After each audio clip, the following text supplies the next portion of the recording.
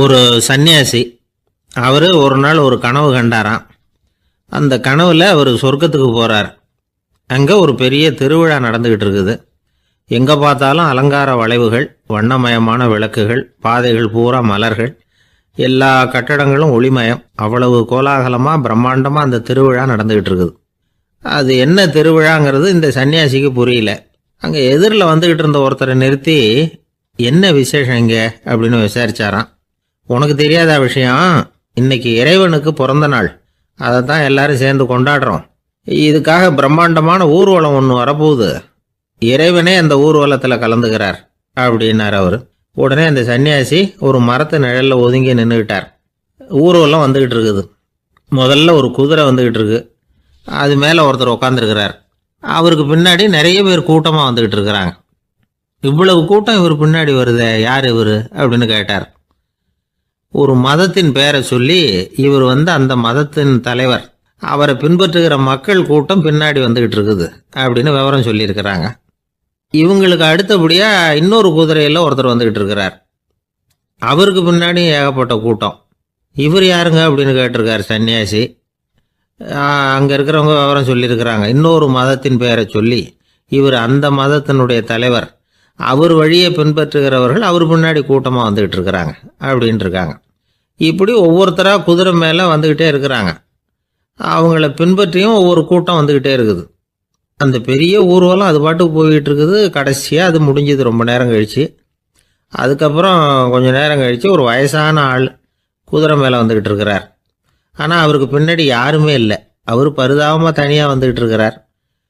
அவர் அந்த ஊர்வலத்தை சேர்ந்தவரா இல்லையாங்கிறதே தெரியல. இவர் யார், இவர் ஏன் இப்படி தனியாக வந்துக்கிட்டு இருக்கிறார் அப்படின்னு கேட்டிருக்கார் அந்த சன்னியாசி. என்னது இப்படி கேட்குறீங்க? இவர் தான் கடவுள். இவருக்காக தான் இன்னைக்கு இந்த ஊர்வலமே நடக்குது. இவருக்கு தான் இன்னைக்கு பிறந்த நாள். முன்னாடி போகிற ஊர்வலம் பூரா இவருடைய பிறந்த நாளை கொண்டாடுறதுக்காக தான் அப்படின்ட்டு இருக்காங்க. இதை கேட்டதும் அந்த சன்னியாசிக்கு திடுக்குன்னு தூக்கி போட்டிருக்கு. இது வரைக்கும் கனவு கண்டுகிட்டு இருந்தவர் முடிச்சுக்கிட்டார். அதுக்கப்புறம் தான் யோசிச்சு பார்த்துருக்கார். உண்மைதான், மக்கள் எல்லாரும் பக்தி மார்க்கத்தில் போகிறதா நினச்சிக்கிட்டு பாதை மாறி போயிட்டு இருக்கிறாங்க. கடவுளை பின்பற்றுவதாக நினைக்கிறாங்க பக்தர்கள். ஆனால் கடவுளுக்கு பின்னாடி யாருமே இல்லை. இன்னமும் இயல்பாக இதை பற்றி யோசித்து பார்த்தா, உண்மைக்கு பின்னாடி தான் நான் போய்கிட்டு இருக்கேன் அப்படின்னு நிறைய பேர் சொல்கிறாங்க. ஆனால் அந்த உண்மை அனாதையாக போய்கிட்டு இருக்குது. அப்படி ஆயிட்டுது உலகம்.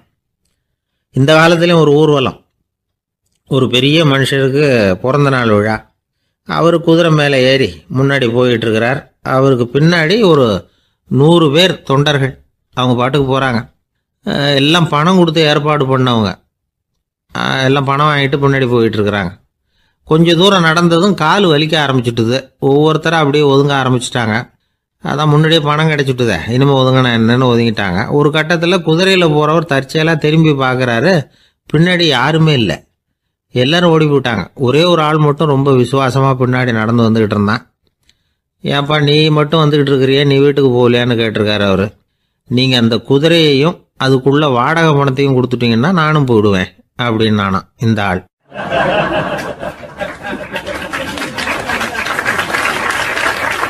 ஒரு ஊரில் ஒரு ஆள் இருந்தான். தையல் கடை வச்சுருந்தான். அவங்கிட்ட ஒருத்தன் ஒரு சட்டை துணி எடுத்து கொடுத்து தைக்க சொல்லியிருந்தான். வர்ற சனிக்கிழமை வா, வாங்கிட்டு போ அப்படின்னு அவன் சொல்லியிருந்தான். அதே மாதிரி இவன் வந்தான். அவன் தச்சு வச்சிருந்த சட்டையை கொடுத்தான். இவன் வாங்கி அங்கேயே போட்டு பார்த்தான். கை நீளம் ஒன்றுக்கு ஒன்று வித்தியாசமாக இருந்தது. வலது கை இடது பக்கத்தை விட நீளம் குறைச்சலாக இருந்தது. அவன் முணுமுணுக்க ஆரம்பிச்சுட்டான். என்ன இது இப்படி தைச்சுட்டியேன்னு. இதுக்கு அவன் சொன்னான், ஐயையோ இதுக்காகவா சங்கடப்படுறீங்க? வலது கையை மட்டும் கொஞ்சம் உள்ள இழுத்தாப்புல வச்சுக்கிட்டீங்கன்னா சரியாக போகுது. மற்றபடி அந்த சட்டையில் உள்ள கலை அம்சத்தை கவனிங்க. எவ்வளோ அற்புதமாக தைச்சிருக்கேன் பாருங்க. ஒரு சின்ன குறைய இப்படிலாம் பொருட்படுத்த வேண்டியதில்லை. நான் சொன்னது மாதிரி கையை கொஞ்சம் உள்ள இழுத்தது மாதிரி வச்சுக்கிட்டு நடந்து போங்க, ஜோராக இருக்கும் அப்படின்னா. அவனும் யோசிச்சு பார்த்தான். சரியான யோசனையாக தான் தோணுச்சு. கொஞ்சம் முயற்சி பண்ணி வலது கையை கொஞ்சம் உள்ள இழுத்து சட்டை சரியாக இருக்கிறது மாதிரி பண்ணிக்கிட்டான். இப்போ மறுபடியும் ஒரு பிரச்சனை. வலது கையை உள்ள இழுத்த மாதிரி அப்படியே வச்சுக்கிட்டதும் முதுகு பக்கம் கொஞ்சம் துணி தளர்த்தியாக தொங்குறது மாதிரி தெரிஞ்சுது. என்ன இது, முதுகு பக்கம் துணி குவிஞ்சுட்டுதே, தொங்குதே அப்படின்னா மறுபடியும் அடடா, இதுக்காகவா கவலைப்படுறீங்க? உடம்ப அதுக்கு தகுந்த மாதிரி கொஞ்சம் வளைச்சிக்கிட்டா சரியா போடுது. இதுக்காக அந்த அழகான தையலை பிரித்து அதில் உள்ள கலை அம்சத்தை கெடுக்கிறதுக்கு என் மனசு இடம் தரல. எவ்வளவுக்கு தளர்த்தியா இருக்கோ அவ்வளவுக்கு கொஞ்சம் உடம்ப வளைச்சி அப்படி குனிஞ்சது மாதிரி போங்க போதும் அப்படின்னா. அதுவும் நல்ல யோசனையாக தான் பட்டுது இவனுக்கு. சரின்னு சொல்லிவிட்டு புறப்பட்டான். தெருவில் இறங்கினான். கையை கொஞ்சம் உள்ளே இழுத்தான். உடம்ப கொஞ்சம் முன்னால் வளைச்சான். சட்டைக்கு தகுந்த மாதிரி உடம்ப பண்ணிக்கிட்டான். மெதுவாக நடந்து போகிறான். இப்போ எதிரில் இன்னொருத்தன் வரான். இவனை பார்க்குறான். இவன் போட்டிருக்கிற சட்டையை பார்க்குறான். ஆஹா அற்புதம்ங்கிறான். சும்மா சொல்லக்கூடாது, ரொம்ப நல்லா இருக்குது. நிச்சயமா இது இந்த ஊர் மேல தெருவில் இருக்கிற ஒருத்தன் இருக்கானே, அவன் தைச்சதா தான் இருக்கணும் அப்படின்னா. இதை கேட்டதான் அவனுக்கு ஆச்சரியம். எப்படி அவ்வளவு கரெக்டா கண்டுபிடிச்சிங்க அப்படின்னு கேட்டிருக்கான். இதுக்கு அந்த வழிபோகன்னு சொன்னானா, அவன் ரொம்ப கெட்டிக்காரன். உங்களை மாதிரி உடம்பும் கையும் வளைஞ்சு போன ஒரு ஆசாமிக்கு அவனை தவிர வேற யாராலேயும் இவ்வளவு பொருத்தமான ஒரு சட்டையை தைக்க முடியாது அப்படின்னானா. பாருங்க, அவனுக்காக இவன் அனுசரிக்க போய் இவனோட நிலைமை எப்படி ஆயிடுது பாருங்க. இதே மாதிரி தான் சில சடங்குகளும் சம்பிரதாயங்களும் நம்மளை கோமாளி ஆக்கி விட்டுரும். எதுவா இருந்தாலும் அதுல அறிவுபூர்வமான அணுகுமுறை அவசியம். ஒரு நர்ஸ் அவசரமா ஓடி டாக்டர் கிட்ட சொல்லிச்சான், டாக்டர் ஒரு தப்பு நடந்து போச்சு. 10ஆம் நம்பர் பெட்ல இருக்கிற பேஷண்ட்டுக்கு காலில் ஆபரேஷன் பண்றதுக்கு பதிலாக கையில் ஆபரேஷன் பண்ணி விட்டீங்க. கை ஆபரேஷன் பண்ணிக்க வேண்டிய ஆள் 7ஆம் நம்பர் பெட்ல இருக்கார் அப்படின்னு தான். அதுக்கு ஒரு பதட்டப்படாம சொன்னாராம், பரவாயில்ல இவரை தூக்கி 7ஆம் நம்பர் பெட்ல போட்டுரு அப்படின்னாராம்.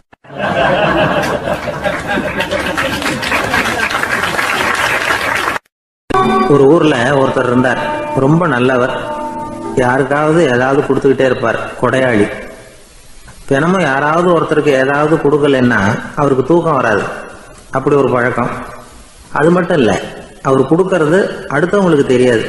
அவ்வளவு ரகசியமா அதை கொடுப்பார்.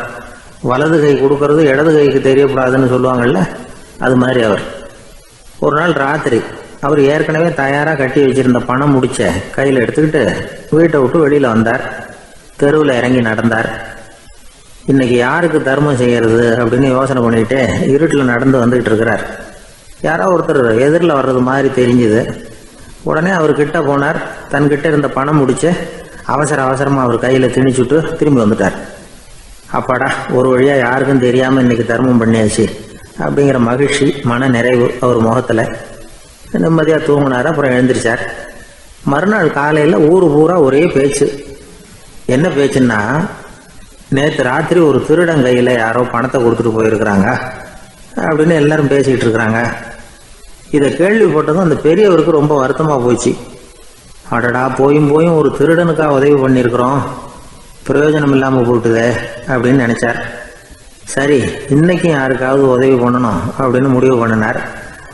ராத்திரி நேரம் வந்தது. இவர் வழக்கம் போல தெருவில் இறங்கி நடந்தார். கையில பணம் முடிச்சு. எதிரில் ஒரு பொன் உருவம் மங்கலா தெரிஞ்சது. இவர் உடனே அந்த பெண் கிட்ட பணத்தை கொடுத்துட்டு திருப்தியா திரும்பி வந்துட்டார். மறுநாள் காலையில ஊர் பூரா என்ன பேசிக்கிட்டாங்க தெரியுமா? நேற்று ராத்திரி நெறி தவறி நடக்கிற ஒரு பெண்ணின் கையில யாரோ பணத்தை வச்சுட்டு போயிருக்கிறாங்க அப்படின்னு எல்லாரும் பேசிக்கிறாங்க. அடடா, இன்னைக்கும் தவறுதலா நடந்து போச்சு அப்படின்னு ஒரு வருத்தப்பட்டார். இருக்கட்டும், இன்னைக்கும் ஏதாவது தர்மம் பண்ணுவோம் அப்படின்னு நினைச்சுக்கிட்டாரு. 3வது நாள் ராத்திரியும் புறப்பட்டார். இப்பவும் எதிரில் ஒருத்தர் வந்தார். இவர் பணத்தை கொடுத்தார், திரும்பி வந்துட்டார். மறுநாள் மக்கள் என்ன பேசிக்கிட்டாங்கன்னா, நேற்று ராத்திரி ஒரு செல்வந்தர் கையில யாரோ பணத்தை கொடுத்துட்டு போயிருக்கிறாங்க அப்படின்னு பேசிக்கிட்டாங்களாம். அவருக்கு ரொம்ப வருத்தமா போட்டுது. என்ன இது தினம் இப்படி ஆகிட்டு இருக்குதே அப்படின்னு நினைச்சுக்கிட்டே படுத்து தூங்கினார். அன்னைக்கு ராத்திரி ஒரு கனவு. அந்த கனவுல இறைவன் சொன்னாராம், இதை பாருப்பா, நீ கொடுத்த தர்மம் வீணா போயிடல. உன்கிட்ட பணம் வாங்கின அந்த திருடன் திருந்திட்டான், அந்த பொண்ணும் திருந்திட்டா, அந்த செல்வந்தனும் கொடையாளி ஆயிட்டான், எல்லாருக்கும் உதவி பண்ண ஆரம்பிச்சுட்டான் அப்படின்னு சொன்னாராம். இந்த கதையை சொன்னவர் யாருன்னா நபிகள் நாயகம். இதுல உள்ள கருத்து என்னன்னா, நல்ல மனசோட தர்மம் பண்ணுனா அது வீணா போறதில்லை. இன்னொரு கருத்து, தர்மம் தன்னை மட்டுமல்ல அடுத்தவங்களையும் தீமையிலிருந்து காப்பாற்றும். இதுதான் நாம புரிஞ்சுக்க வேண்டியது. இந்த காலத்திலயும் இது மாதிரி சில சம்பவங்கள் நடக்கிறது உண்டு. ஒரு பெரியவர் இருட்டில் நடந்து வந்துகிட்டு இருந்தாரு. எதிரில் வந்த ஒருத்தன் வலுக்கட்டாயமா இவர் கையை பிடிச்சி ஒரு பண முடிப்பை கொடுத்து வச்சுக்க சொல்லிவிட்டு விலைக்கு போயிட்டான். பெரியவருக்கு ஆச்சரியம், இந்த காலத்திலயும் இப்படி வலது கை கொடுக்கறது இடது கைக்கு தெரியக்கூடாதுன்னு நினைக்கிற கொடையாளிகள் உண்டு போல இருக்கு அப்படின்னு யோசனை பண்ணிக்கிட்டே நடந்தார். கொஞ்ச தூரம் போயிருப்பாரு. அதுக்குள்ள அதே ஆள் திரும்பி வந்தான். கொடுத்த பண முடிப்பை திருப்பி கொடுங்க அப்படின்னு கேட்டு வாங்கிட்டான். இவருக்கு ஒன்றும் புரியல. ஏன் இப்படி பண்றேன்னார். அது ஒன்றும் இல்லைங்க, கொஞ்ச நேரம் இதை உங்ககிட்ட கொடுத்து வச்சிருந்தேன் அவ்வளவுதான் அப்படின்னா. ஏன்னு கேட்டார். என்னை பின்னாடி போலீஸ் தேடிக்கிட்டு வந்துகிட்டு இருக்குது, அதுதான் அப்படி பண்ணேன், இப்போ போயிட்டுது, இனிமே ஒன்றும் பயம் இல்லை அப்படின்னு சொல்லிவிட்டு அவன் பாட்டுக்கு நடந்து போறான்.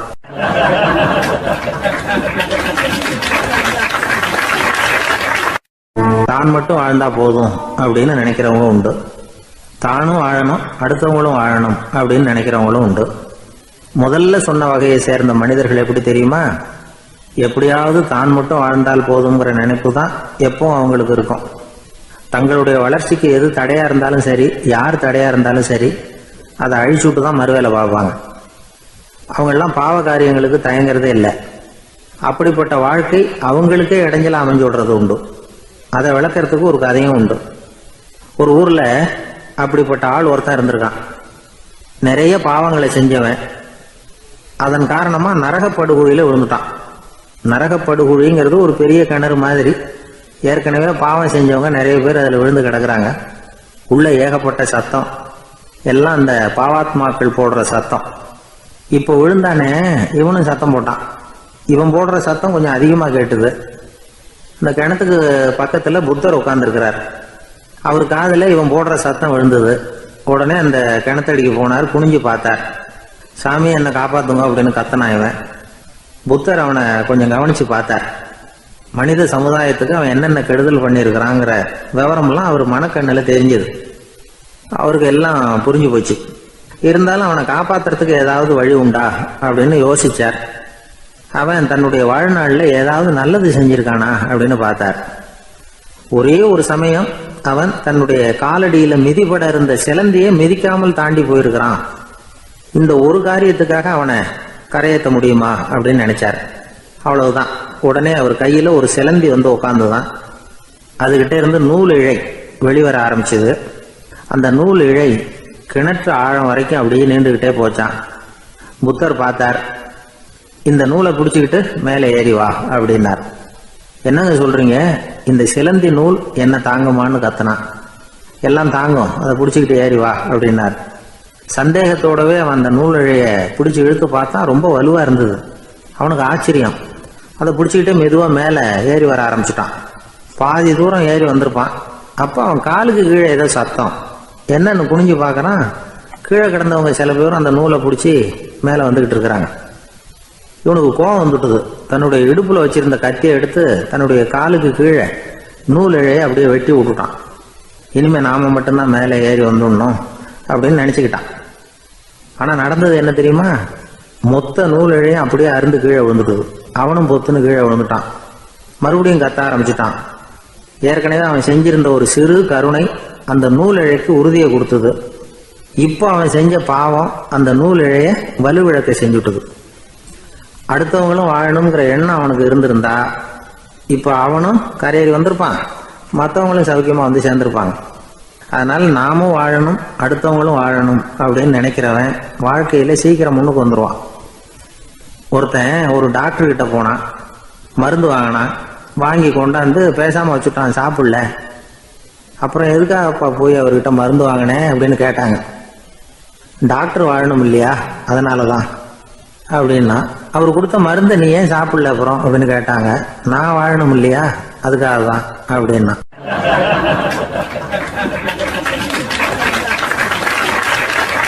அவர் ஒரு பெரிய குடும்பத்துல பிறந்தவர். இருக்கிற சொத்துக்கள் எல்லாத்தையும் வாரி வழங்கி விட்டு காட்டுக்கு புறப்பட்டார் தவம் செய்யறதுக்காக. இருந்தது ஊராவும் கொடுத்துட்டார். இனிமே எதுவுமே இல்லை கொடுக்கறதுக்கு. அப்போ கடைசியா ஒருத்தன் வந்து கையை நீட்டினானா, ஐயா ஏதாவது கொடுங்கன்றிருக்கான். அவர் பார்த்தார். கட்டியிருக்கிற வேட்டியை தவிர வேற எதுவுமே இல்லை. 8 முழம் பட்டு வேட்டி, ஜரிகை கரையோடு இருக்குது.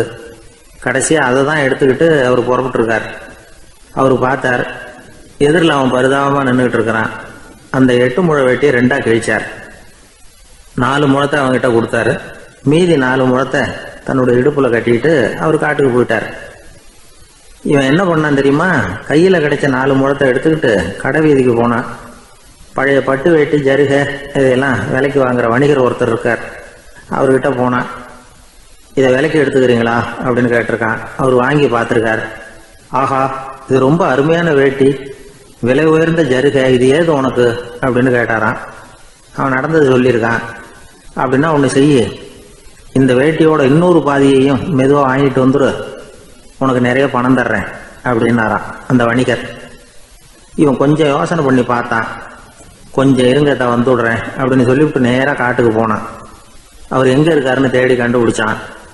அவர் ஒரு இடத்துல தவக்கோலத்தில் இருக்கிறார். கட்டியிருந்த இடவேட்டியும் அவர் அறியாமல் நழுவி கீழே விழுந்து கிடக்குது. இவனுக்கு ரொம்ப வசதியாக போச்சு. அவரை கேட்க வேண்டிய அவசியமே இல்லை. மெதுவாக சத்தம் போடாமல் அடி மேலே அடி வச்சு நெருங்கினான். அவர் கண்ணை மூடிக்கிட்டு அவர் பாட்டு நின்றுட்டு இருக்கிறார். இவன் மெதுவாக போய் கீழே கிடந்த அந்த துணியை எடுத்துக்கிட்டு சத்தம் போடாமல் திரும்பி நடந்தான். ஒரு 2-3 அடி எடுத்து வச்சிருப்பான். அப்படி ஓட ஆரம்பிக்கிற சமயத்தில் அவன் காலில் கீழே கிடந்த முள்ளு ஒன்று நறுக்குன்னு தச்சு விட்டுது. வலி தாங்க முடியாமல் அம்மான்னு கத்திருக்கான். இந்த சத்தத்தினால கண்ணை மூடி நின்றுகிட்டு இருந்த அவரோட தவம் கலைஞ்சது. மெல்ல கண்ணை திறந்து பார்க்குறார்.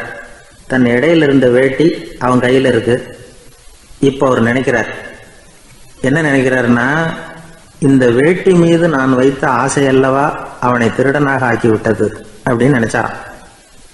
இந்த வேட்டி மேல நாம வச்ச ஆசை அவனை திருடும்படி ஆக்கி விட்டதே அப்படின்னு நினைச்சாரான். இது எப்பேற்பட்ட மனநிலை அப்படிங்கிறத கொஞ்சம் யோசனை பண்ணி பாருங்க. தான் ஒரு பொருள் மேல வச்ச பற்று இன்னொரு மனிதன் திருடனாக ஆகிறதுக்கு காரணம் ஆயிட்டுதேன்னு நினைக்கிறார். அப்படி நினைச்ச அந்த பெரியவர் யார் தெரியுமா? அவர் தான் மகாவீரர். இழந்துட்டேங்கிறிய, நீ என்னத்தை கொண்டுகிட்டு வந்த எங்க இழந்துடுறதுக்கு? நீ என்னத்தை உண்டாக்குன இது அழிஞ்சுட்டுதுன்னு சொல்றதுக்கு? இதுதான் அவருடைய சிந்தனை. இன்றைக்கு நம்ம சிந்தனையெல்லாம் வேற மாதிரி இருக்குது. ஒருத்தன் நடுத்தருவில் உட்காந்து அழுதுகிட்டு இருந்தான். அந்த வழியா வந்தவர் ஒருத்தர், ஏன்பா அழறேன்னு கேட்டாராம். 5 ரூபா சார், இந்த இடத்துல விழுந்துட்டுது, ரொம்ப நேரமா தேடுறேன், கிடைக்காது போல இருக்கு அப்படின்னு சொல்லிவிட்டு அழறான். எப்போ தொலைஞ்சதுன்னு கேட்டாராம் அவரு. அது எனக்கு தெரியாது சார், பணத்தை தொலைச்சவன் தேடி பார்த்துட்டு போயிட்டான், நான் அவனுக்கு பின்னாடி தேட வந்தவன் அப்படின்னு நானா இவன்.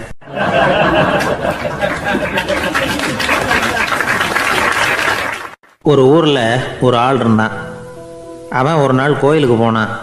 கடவுள்கிட்ட வேண்டிக்கிட்டான், எனக்கு ஒரு 1,00,000 ரூபா நீ கொடுத்தா நான் உன் சன்னதியில் ஒரு தேங்காய் உடைக்கிறேன் அப்படின்னு வேண்டிக்கிட்டான். கடவுள் பார்த்தார். உடனே அவன் கண் முன்னாடி தோன்றினார். இந்தா நீ கேட்ட 1,00,000 ரூபாய் அப்படின்னு சொல்லி அவன் கையில் பணத்தை கொடுத்துட்டு மறைஞ்சிட்டார். இவனால் நம்பவே முடியல. இவ்வளவு சுலபமாக கிடைக்கும்னு தெரிஞ்சிருந்தா அனாவசியமாக ஒரு தேங்காய் உடைக்கிறேன்னு வேண்டியிருக்க வேண்டியது இல்லையே அப்படின்னு நினச்சான். இருந்தாலும் வேண்டுதலை நிறைவேற்ற வேண்டியது கடமை. அதுக்காக என்ன பண்ணால், பக்கத்தில் ஒரு கடைக்கு போனான். ஒரு தேங்காயை கையில் எடுத்தான். இது என்ன விலைன்னு கேட்டான். 5 ரூபான்னார் கடையில் இருந்தவர். அதிகமாக இருக்குதே விலைன்னா. அப்படின்னா ஒன்று செய்யுங்க, அடுத்த ஊருக்கு போங்க, அங்கே தென்னந்தோப்பு அதிகம், அதனால் அங்கே இதை விட குறைஞ்ச விலைக்கு கிடைக்கும் அப்படின்னார். சரின்னு அடுத்த ஊருக்கு கிளம்புனான். அங்கே போய் விசாரித்தான். ஒரு தேங்காய் 3 ரூபாய் விலைன்னாங்க. இதுவும் அதிகமாக தெரியுதேன்னா.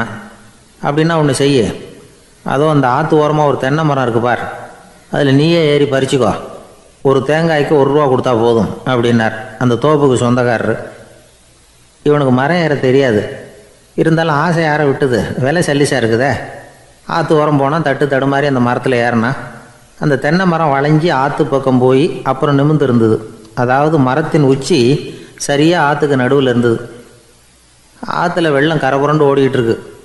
இவன் கடவுள் கொடுத்த 1,00,000 ரூபாயை மடியில் வச்சு இறுக்கி கட்டிக்கிட்டான். உச்சிக்கு போய் காய் பறிக்கிற சமயத்தில் காற்றும் மழையும் பலமாக கலந்து அடிக்க ஆரம்பிச்சுட்டுது. கால் வழுக்கி விட்டுட்டுது. இவன் சடார்னு ஒரு தென்னை மட்டையை பிடிச்சிக்கிட்டு தொங்க ஆரம்பிச்சிட்டான். கீழே பயங்கரமான வெள்ளம், மடியில் 1,00,000 ரூபா பணம், என்ன செய்கிறதுன்னு தவிக்கிறான். இந்த சமயம் கரையில் ஒரு யானை பாகன் யானையை குளிப்பாட்டிக்கிட்டு இருக்கிறான். அது அவன் கண்ணில் பட்டது. ஐயா ஒரு உதவின்னு கத்துனான். அவன் என்ன செய்யணும்னு கேட்டான். உன் யானையை மெதுவாக இங்கே அழைச்சிட்டு வா, எனக்கு நேராக கீழே நிறுத்து, என் காலை பிடிச்சி மெதுவாக கீழே இறக்கி விட்டுரு, என் மடியில் இருக்கிற பணத்தில் உனக்கு 10,000 ரூபா தரேன் அப்படின்னா. அவன் பார்த்தான். காலை கையை பிடிச்சா கூட எவனும் இந்த காலத்தில் 10 ரூபாய்க்கு மேலே தரமாட்டேங்கிறான், இவன் காலை பிடிச்சா 10,000 தர்றேங்கிறான் அப்படின்னு யோசனை பண்ணால் உடனே யானையை கொண்டுட்டு போனான். அவனுக்கு நேராக கீழே நிறுத்தினான். அவன் காலை பிடிச்சான், அவ்வளவுதான். அந்த நேரம் பார்த்து யானை மெதுவாக நடந்து அப்பால் போட்டுது. இப்போ யானை பாகன் அவன் காலை கெட்டியாக பிடிச்சிக்கிட்டு தூங்குறான். பரிதாபமாக மேலே பார்க்குறான், அவன் மட்டையை பிடிச்சிக்கிட்டு தூங்குறான். இப்போ யானை பாகன் சொல்கிறான், தம்பி மட்டையை விட்டுறாத, கெட்டியாக பிடிச்சிக்கோ, நான் உனக்கு 10,000 ரூபா தரேன், இதோ மடியில் தான் வச்சுருக்கேன்னா. மேலே தொங்குறவனுக்கு இந்த நிலைமையிலேயும் ஒரு சந்தோஷம், மேற்கொண்டு ஒரு 10,000 ரூபா நமக்கு கிடைக்கும் போல இருக்கே அப்படின்னு. இந்த சமயத்தில் ஒருத்தன் ஒட்டகத்தை ஓட்டிகிட்டு வந்தான் அந்த பக்கமாக குளிப்பாட்டுறதுக்கு. யானை பாகம் பார்த்துட்டான், ஐயா ஒட்டகக்காரரே, அதை இங்கே கொண்டுட்டு வா, எங்கள் காலை பிடிச்சி பத்திரமா இறக்கி விடு, நாங்கள் பணம் கொடுக்குறோம்னா. அவனும் பணத்துக்கு ஆசைப்பட்டு வந்தான். அவன் காலை பிடிக்கிற சமயம் ஒட்டகமும் நழுவி போட்டுது. இப்போ 3 பேருமே வரிசையாக தொங்குறாங்க. ஒட்டகக்காரன் கத்துறான், தம்பி மட்டையை விட்டுறாத, கெட்டியாக பிடிச்சிக்கோ, நான் என் மடியில் இருக்கிற 5,000 உனக்கு தந்துடுறேன்னா. மேலே தொங்குறவனுக்கு இன்னமும் சந்தோஷம், இவனும் பணம் தர்றேங்கிறான் அப்படின்னா இன்றைக்கி நமக்கு மொத்த பண வரவு எவ்வளவு அப்படின்னு ஒவ்வொன்றா கூட்டி பார்க்க ஆரம்பித்தான். மனக்கணக்கு சரியாக வரல, அதனால் அப்படியே விரலை விட்டு எண்ண ஆரம்பித்தான். அவ்வளவுதான், மட்டையை விட்டுட்டு கை நழுவி வந்துட்டுது. 3 பேரும் பொத்துன்னு ஆற்றுல விழுந்தாங்க. படாத பாடுபட்டு தட்டு தடுமாறி கரைக்கு வந்து சேர்ந்தாங்க. 3 பேர் மடியில் இருந்த பணமும் ஆற்றோட போட்டுது. பேராசை பெருநஷ்டம் அப்படின்னு ஒரு பழமொழி இருக்குல்ல, அதை விளக்கறதுக்காக சொல்லப்பட்ட கதை இது. இந்த காலத்தில் ஒருத்தர் ஒரு நீச்சல் குளத்தில் நீச்சல் அடிச்சுக்கிட்டு இருக்கிறார். காவலுக்கு இருந்தவர் அதை கவனிச்சுட்டார். கரையிலேருந்து சத்தம் போட்டாராம், இதோ பாருங்க, இங்கே ராத்திரி 8 மணிக்கு மேலே நீச்சல் அடிக்கிறது சட்டப்படி குற்றம், அதுக்கு அனுமதி கிடையாது, தெரியாதா உங்களுக்கு அப்படின்னாராம். இதுக்கு அவர், ஐயையோ நான் நீச்சல் அடிக்க வந்தவன் இல்லைங்க, சும்மா சுற்றி பார்க்க வந்தவன், தடுமாறி குளத்தில் விழுந்துட்டேன், நீச்சல் தெரியாது, அதனால் தத்தளிச்சுக்கிட்டு இருக்கிறேன் அப்படின்னு கத்துனாராம். கரையில் இருந்தவர் பார்த்தார், ஓ அப்படின்னா சரி, அதுக்கு ஒன்றும் தடை இல்லை அப்படின்னு சொல்லிவிட்டு அவர் பாட்டுக்கு நடந்து போயிட்டாராம்.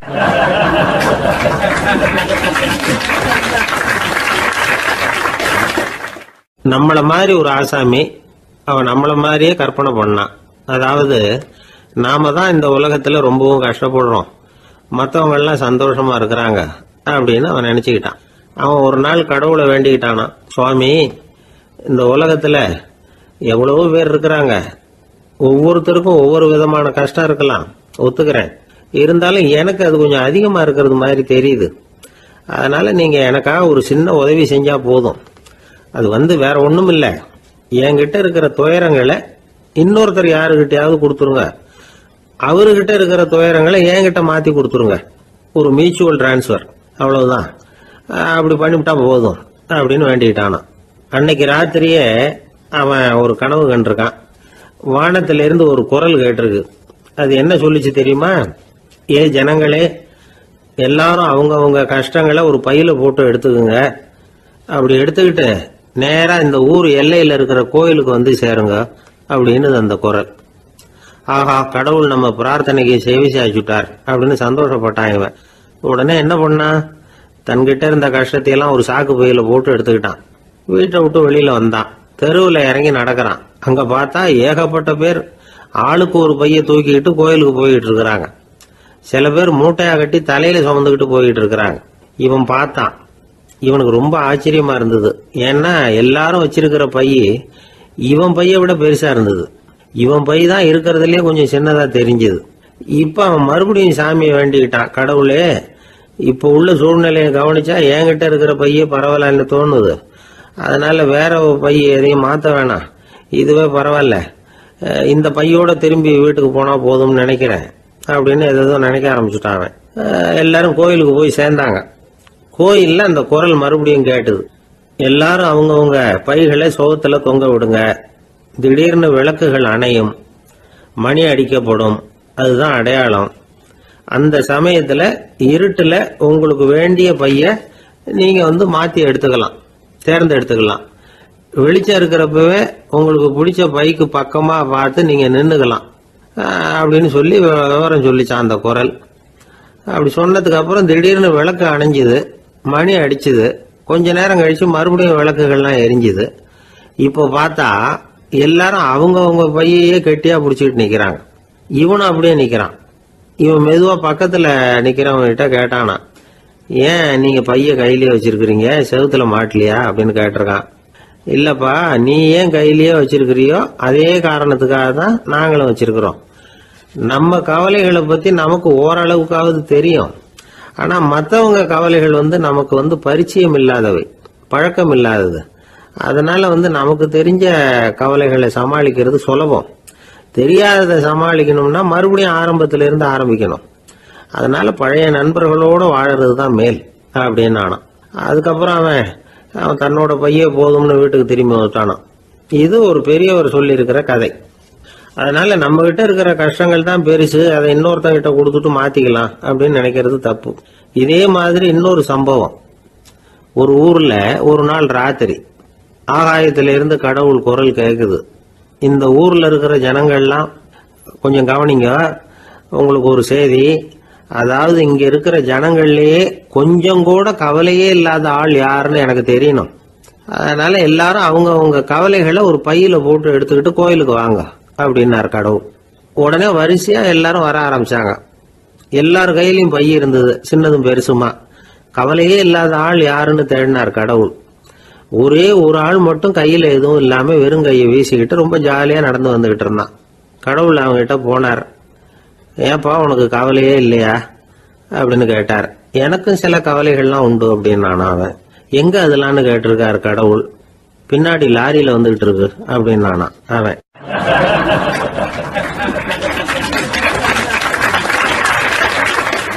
அசோக மன்னர் வந்துகிட்டு இருக்கார். அவருடைய ஆலோசகர்கள் எல்லாம் பக்கத்துல வந்துகிட்டு இருக்கிறாங்க. அந்த சமயத்துல எதிரில் ஒரு புத்த பிக்ஷு வர்றார். அசோகர் பார்க்கிறார். ஓடி போய் அவர் காலில் விழுந்து வணங்குறார். அசோக மன்னரின் தலை அந்த புத்த துறவியின் பாதத்துல பட்டுக்கிட்டு இருக்கு. பக்கத்துல நின்றுகிட்டு இருந்த அமைச்சருக்கு இது ரொம்ப சங்கடமா போச்சு. ரொம்ப வருத்தப்பட்டார். நம்ம அசோக சக்கரவர்த்தி எப்பேற்பட்டவர், அவரோட தலை ஒரு சன்னியாசியின் பாதத்துல படுறதா அப்படின்னு நினைச்சு ரொம்ப கவலைப்பட்டார். அரண்மனைக்கு திரும்பினதும் அமைச்சர் மெதுவா ஆரம்பிச்சார். அரசே, எனக்கு ரொம்ப வருத்தமா இருக்குது அப்படின்னார். எதுக்குன்னார் மன்னர். அசோக சக்கரவர்த்தியின் தலை, அதாவது அந்த சிரம் ரொம்ப மதிப்புமிக்க ஒன்று. அது ஒரு சன்னியாசியின் காலில் படலாமா அப்படின்னார். அசோகர் பதில் சொல்லல, சிரிச்சார், போயிட்டார். அதுக்கப்புறம் ஒரு சரியான சந்தர்ப்பத்துக்காக காத்துக்கிட்டு இருந்தார். ஒரு நாள் அமைச்சரை கூப்பிட்டார். எனக்கு 3 தலைகள் வேணும் அப்படின்னார். சொல்லுங்க, கொண்டுகிட்டு வரேன் அப்படின்னார் அமைச்சர். அசோகர் சொன்னார், முதல்ல எனக்கு தேவையானது ஒரு ஆட்டின் தலை, 2வது ஒரு புலியின் தலை, 3வது ஒரு மனிதனின் தலை. இதுதான் அசோகர் கேட்டது. எங்க இருந்தாலும் கொண்டு வாங்கன்னார். அமைச்சர் புறப்பட்டார். ஆட்டுத்தலை, புலித்தலை கிடைச்சிட்டுது. அப்புறமா ஒரு சுடுகாட்டுக்கு போய் ஒரு மனித தலையும் சேகரம் பண்ணிட்டு ராஜா கிட்ட வந்துட்டார். அரசே, உங்கள் ஆணைப்படி 3 தலைகளையும் கொண்டு வந்திருக்கிறேன்னார். அசோகர் பார்த்தார். ரொம்ப நல்லது, இப்ப இது 3ஐயும் எடுத்துக்கிட்டு போய் சந்தையில வித்துட்டு வாங்க அப்படின்னார். அமைச்சர் அதுகளை எடுத்துக்கிட்டு சந்தைக்கு போனார். முதல்ல ஆட்டுத்தலை நல்ல விலைக்கு வித்து போச்சு. நல்ல விலை கொடுத்து வாங்கிட்டு போட்டாங்க. அடுத்தபடியா புலி தலைய ஒருத்தர் வாங்கிட்டார். அதை பாடம் பண்ணி வீட்டில் மாட்டி வைக்கலாமே அப்படின்னு நினைச்சு அதையும் வாங்கிட்டு போட்டார். மனித தலையை மட்டும் வாங்கறதுக்கு யாரும் முன் வரல. எல்லாரும் அதை பார்த்துட்டு விலகி போக ஆரம்பிச்சாங்க. அமைச்சர் திரும்பி வந்தார். அரசே, இந்த தலையை மட்டும் யாரும் வாங்க மாட்டேங்கிறாங்க அப்படின்னார். சரி, பரவாயில்ல, இதை இலவசமாவே எனாமாவே யாருக்கிட்டையாவது கொடுத்துட்டு வந்துருங்க அப்படின்னார். அமைச்சர் மறுபடியும் சந்தைக்கு போனார். இதை இலவசமா தரேன், இதை வாங்கிக்கோங்க அப்படின்னார். அப்பவும் அதை யாரும் வாங்கிக்கிறதுக்கு தயாரா இல்லை. மறுபடியும் திரும்பி வந்து மன்னர்கிட்ட விவரத்தை சொன்னார். இப்போ மன்னர் சொல்றார், அமைச்சரே, உயிர் இருக்கிற வரைக்கும் தான் இந்த தலைக்கு மதிப்பு. ஜீவன் போனதுக்கு அப்புறம் அதோட மதிப்பும் போயிடுது. அதனால மதிப்பு இருக்கும் பொழுதே பெரியவர்கள் பாதம் பணிந்து அந்த புனிதத்தை பெற்றுக்கொள்ளணும் அப்படின்னார். பணிவுங்கிறது வேற, அடிமைத்தனம்ங்கிறது வேற. பெரியவர்களை பணிவது நமக்கு பெருமை தரக்கூடிய விஷயம். இதை மனசுல வச்சுக்கிட்டு எப்போ காலில் விழணும், எப்போ காலில் விழக்கூடாது அப்படிங்கிறத முடிவு பண்ணிக்கணும். ஒரு சாதாரண ஆள் நடந்து வந்துகிட்டு இருந்தார். எதிரில் வந்த ஒரு பெரிய மனுஷன் ஓடி போய் அவர் காலில் விழுந்து தன்னுடைய தலையை அவர் பாதத்தில் கொண்டு போய் வச்சார். கொஞ்ச நேரம் கழிச்சு எழுந்திரிச்சு வந்துட்டார். வந்த பிறகு இவரை கேட்டேன், ஏன் திடீர்னு ஓடி போய் அந்த ஆளு காலில் விழுந்தீங்க அப்படின்னு. அவர் போட்டிருக்கிறது என்னோட காணாம போன செருப்பான்னு கண்டுபிடிக்கிறதுக்காக அப்படி விழுந்தேன் அப்படின்னார்.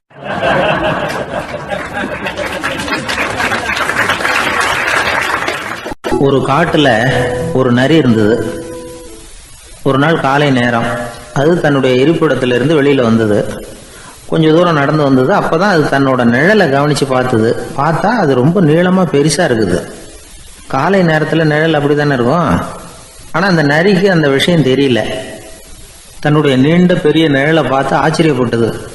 ஆஹா, நாம இவ்வளவு பெருசாவா இருக்கிறோம் அப்படின்னா என்னுடைய காலை சாப்பாட்டுக்கு ஒரு யானை இல்லைன்னா ஒரு ஒட்டகம் கிடைச்சாதான் சரியா இருக்கும் போல இருக்கு அப்படின்னு முடிவு பண்ணிட்டுது. உடனே ஒரு யானை அல்லது ஒட்டகத்தை தேடி அலைஞ்சது, எங்க கிடைக்கும்னு. கிடைக்கவே இல்லை. மத்தியானம் 12 மணி ஆயிட்டுது. பசியோடு அலையுது. இப்ப தன்னோட நிழலை பார்த்தது. அது மத்தியான நிழல் எப்படி இருக்கும், அது ரொம்பவும் குறுகி போய் தெரிஞ்சுது. உடனே அந்த நரி என்ன நினைச்சுக்கிட்டு தான் தெரியுமா, காலை ஆகாரம் சாப்பிடாததுனால நம்ம உடம்பு இப்படி அழிச்சு போட்டுதே அப்படின்னு நினைச்சுக்கிட்டு தான். கொஞ்ச நேரம் கழிச்சு மறுபடியும் தன்னுடைய நிழலை பார்க்குது. அது இன்னமும் குறுகி போய் காலடியிலேயே வந்துட்டுது. அதுக்கு பயமா போயிடுது. ஐயோ, இன்னும் கொஞ்ச நேரத்துல நாம இறந்துருவோம் போல இருக்க. இப்ப என்ன செய்யறது? இந்த சமயத்துல ஒரு எறும்பு கிடைச்சா கூட போதும், அதை நம்ம காலை ஆகாரமா நினைச்சு சாப்பிட்டுள்ளாமே அப்படின்னு நினைச்சுதான்.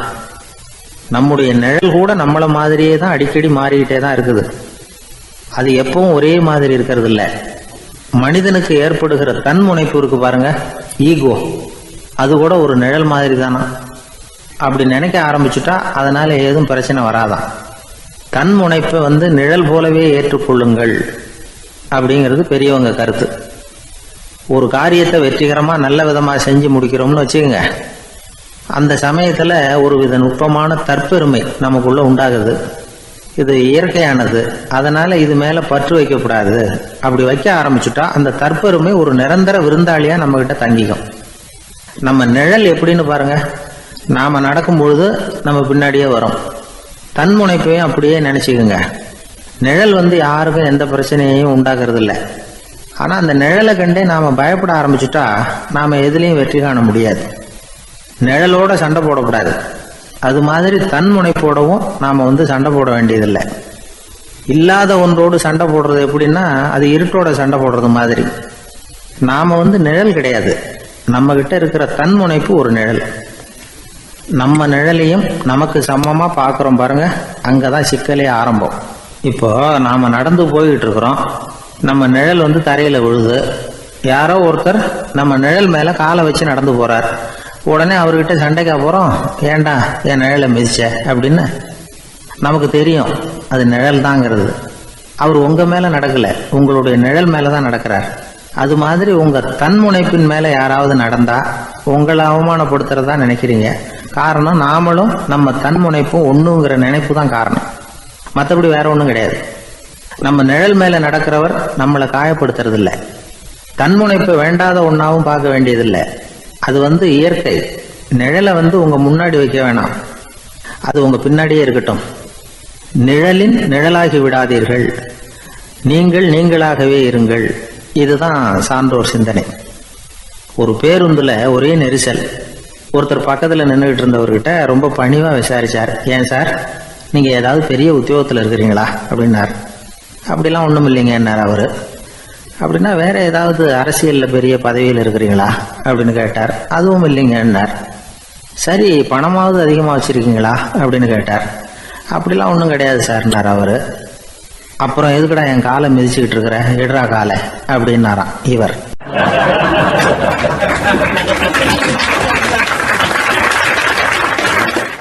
கடற்கரை ஓரமா ஒரு பெரியவர் கையால மணலை கீறிக்கிட்டே உட்காந்துருக்கிறார். என்னத்தையும் தேடிட்டு இருக்கிறது மாதிரி தெரிஞ்சது. மெதுவா கிட்டத்துல போய் என்னத்தை தேடிட்டு இருக்கிறீங்க அப்படின்னு கேட்டோம். அவரு சாவகாசமா நிமிந்து பார்த்து நிம்மதியை தேடிட்டு இருக்கிறேன்னார். நாங்க ஒரு மாதிரி ஆயிட்டோம்.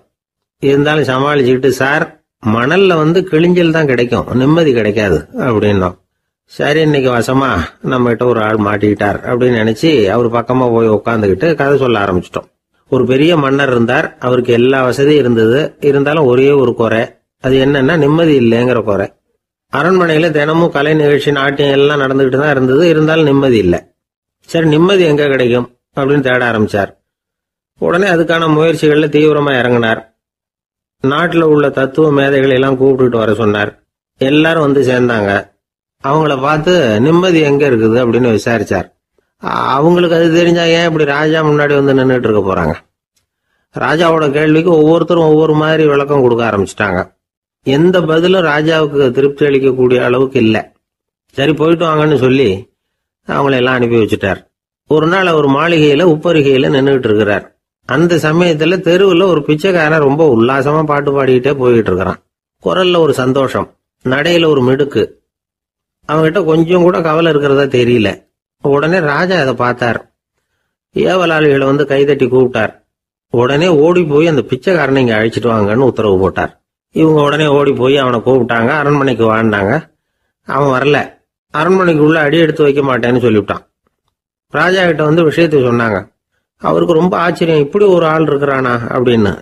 சரி, அவன் என்னதான் சொல்றான் அப்படின்னு விசாரிச்சார். இவங்க மறுபடியும் தெருவுக்கு போய் கேட்டாங்க. என்னை பார்க்கணும்னா ராஜா விருப்பப்பட்டாருன்னா அவரை வேணும்னா இங்க வர சொல்லுங்க அப்படின்னு சொல்லிவிட்டான்.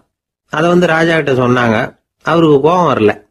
இவ்வளவு சுதந்திர உணர்வோடு இருக்கிறவன் சாதாரண ஆளா இருக்க முடியாது அப்படின்னு நினைச்சார். உடனே கிடுகிடுன்னு இறங்கி தெருவுக்கு வந்தார். பிச்சைக்காரங்கிட்ட போனார். நீ கவலைப்படாம சந்தோஷமா பாடிட்டு போறியே, அது எப்படி முடியுது உன்னால அப்படின்னு கேட்டார்.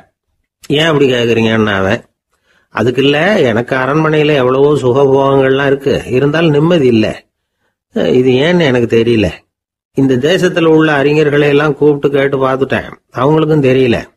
உன்னை கேட்டா தெரியும்னு நினைச்சேன், அதனாலதான் சந்திக்கிறதுக்கு ஆசைப்பட்டேன். ஆனா நீ வரமாட்டேன்னுட்டியே அப்படின்னார். பிச்சைக்காரன் கடகடன்னு சிரிக்க ஆரம்பிச்சுட்டான். மகிழ்ச்சிக்கும் உங்களுக்கும் தடையா இருக்கிறது இந்த மாளிகை தான். இதை விட்டுட்டு வெளியில வந்துட்டா நிம்மதி தேடிட்டு வந்துடும்னா. நான் அரசன், எனக்குன்னு கடமைகள் இருக்கு, அதையெல்லாம் விட்டுட்டு எப்படி வர முடியும்னார் ராஜா. ரெண்டும் ஒரே நேரத்துல கிடைக்கணுங்கிறது முடியாத காரியம். உங்க சுகபோகத்துக்கு விலையாதான் உங்க நிம்மதியை கொடுத்துக்கிட்டு இருக்கிறீங்க. என்ன பாருங்க, என்கிட்ட எதுவும் இல்லை, அதனால எதுவும் போயிடுமோங்கிற பயமும் இல்லை, நிம்மதியா இருக்கிறேன் அப்படின்னா அவன். ராஜா உடனே சந்தோஷப்பட்டு தன்னுடைய மேலங்கியை எடுத்து அவனுக்கு பரிசா கொடுத்தாரான். அவன் சிரிச்சுக்கிட்டே அதை வாங்க மாட்டேன்னு விட்டானான். இதை நீங்க எனக்கு கொடுக்கறதுனால எந்த பயனும் இல்லை, அதே நேரத்துல அதை வாங்கிக்கிட்டேன்னா அடுத்த வினாடியிலிருந்து அதை எப்படி காப்பாத்துறதுங்கிற கவலை எனக்கு வந்து சேர்ந்துடும், அப்புறம் தூக்கம் வராது, நிம்மதி போயிடும் அப்படின்னானா. சொல்லிவிட்டு அவன் பாட்டுக்கு சந்தோஷமா பாடிக்கிட்டே போயிட்டான். நிம்மதி எங்க இருக்குங்கிறதையும் ராஜா தெரிஞ்சுக்கிட்டார். அந்த இடத்துக்கு தன்னால போக முடியாதுங்கிறதையும் அவர் புரிஞ்சுக்கிட்டார். இப்படி இந்த கதைய அந்த கடற்கரையில மணலை கீறிக்கிட்டே உட்கார்ந்துருந்தார அந்த பெரியவர்கிட்ட சொல்லி முடிச்சோம். அவர் முகத்துல ஒரு தெளிவு தெரிஞ்சது. எங்களை நிமிர்ந்து பார்த்தார். ரொம்ப நன்றிங்க, இப்ப எனக்கு தெரிஞ்சு போச்சு, நிம்மதி வேணும்னா அதுக்கு என்ன பண்ணணும்னு இப்ப நல்லா புரிஞ்சுக்கிட்டேன் அப்படின்னார். என்ன புரிஞ்சுக்கிட்டீங்கன்னு கேட்டோம். இனிமே இந்த பக்கம் வந்தா உங்க கண்ணுல படாத இடமா பார்த்து உட்காரணும்னு புரிஞ்சுக்கிட்டேன் அப்படின்னார்.